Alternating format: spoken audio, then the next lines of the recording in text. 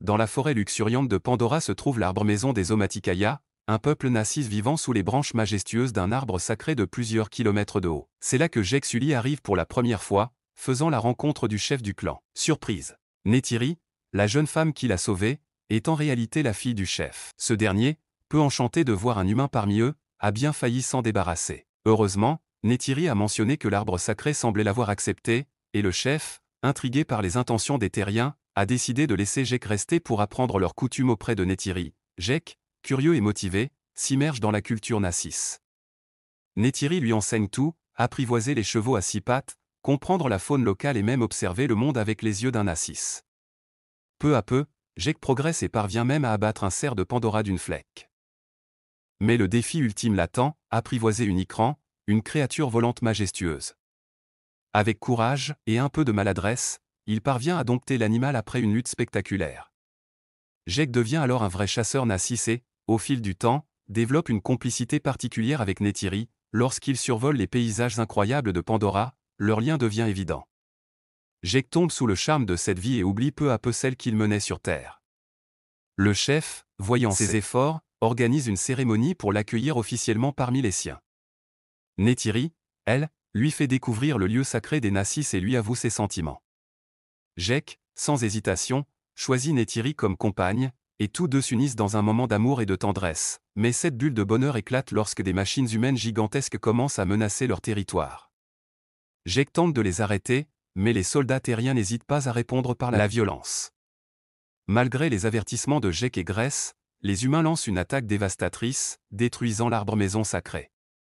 Le chef Nassis succombe à ses blessures, et Neytiri, dévastée, perd confiance en Jek lorsqu'elle découvre sa mission initiale d'espionnage. Jek, enfermé avec Gress, est libéré grâce à l'aide de leurs alliés. Mais cette fuite n'est pas sans risque, Gress est gravement blessé. Face à cette tragédie, Jek comprend qu'il est temps de se battre en tant qu'humain, mais en tant que Nassis. Après avoir caché les capsules de connexion dans la jungle, Jek retourne dans son corps d'avatar. Mais le paysage paradisiaque de Pandora est désormais méconnaissable, plongé dans les cendres et la désolation. Jek est vu comme un traître par les Na'vi. Pour regagner leur confiance, il décide de dompter la mythique et redoutée créature volante, le Toruk. Sans hésiter, il escalade les montagnes d'Ikran et se jette dans le vide pour l'apprivoiser. Quand il revient devant les Na'vi sur son majestueux Toruk, il devient instantanément une légende vivante, adoré par tout le peuple. Grâce à ce nouveau statut, Jek apaise les tensions et organise une cérémonie sacrée pour tenter de sauver Gress. Malheureusement, ses blessures sont trop graves, et elle quitte ce monde. Ce drame ne fait que renforcer la détermination de Jek, qui commence à rallier tous les clans Na'vi pour contrer les humains. En 2 semaines seulement, il réunit une armée de plus de 2000 guerriers, prête à affronter le colonel et ses troupes armées jusqu'aux dents. La guerre est inévitable. Dans le ciel, les avions de chasse humains remplissent l'espace, tandis qu'au sol, des soldats lourdement armés et des machines AMP se tiennent prêts. Face à eux, les Nassis, armés d'arcs et de flèches, s'apprêtent à défendre leur terre avec courage. Jek, accompagné des guerriers Ikran, attaque depuis les airs, tandis que les cavaliers Nassis chargent depuis le sol. Le début, la bataille est féroce, mais le déséquilibre est flagrant, les armes humaines font des ravages. Puis, un retournement de situation incroyable. La faune de Pandora entre en scène.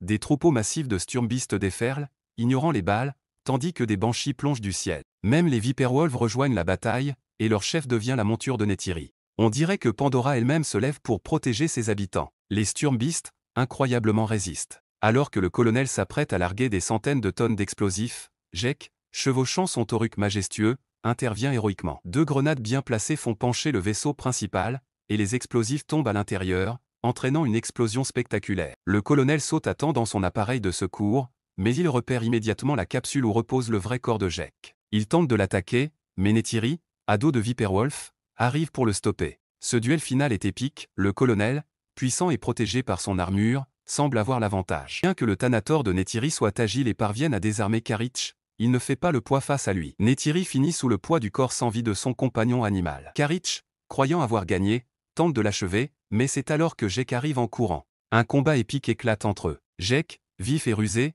esquive les attaques mortelles de Karich. Il saisit sa chance et s'empare de la longue lame de Karich, puis, dans un saut spectaculaire, détruit le bouclier de l'armure. Karich abandonne son armure et enfile un masque respiratoire pour continuer le combat. Il vise alors la capsule de liaison, brise une fenêtre d'un coup de poing. Jek, à l'intérieur, commence à perdre sa connexion avec son avatar. Alors que tout semble perdu, Neytiri transperce Karich d'une flèche, puis d'une deuxième, mettant définitivement fin à la menace. Neytiri se précipite pour sauver Jake, lui remettant un masque respiratoire juste à temps. Avec la fin de cette bataille, ils sont forcés de quitter la planète, à l'exception de quelques individus bienveillants. Plus tard, un rituel sacré permet à Jake de se libérer de son corps humain pour devenir un vrai Nassis à jamais.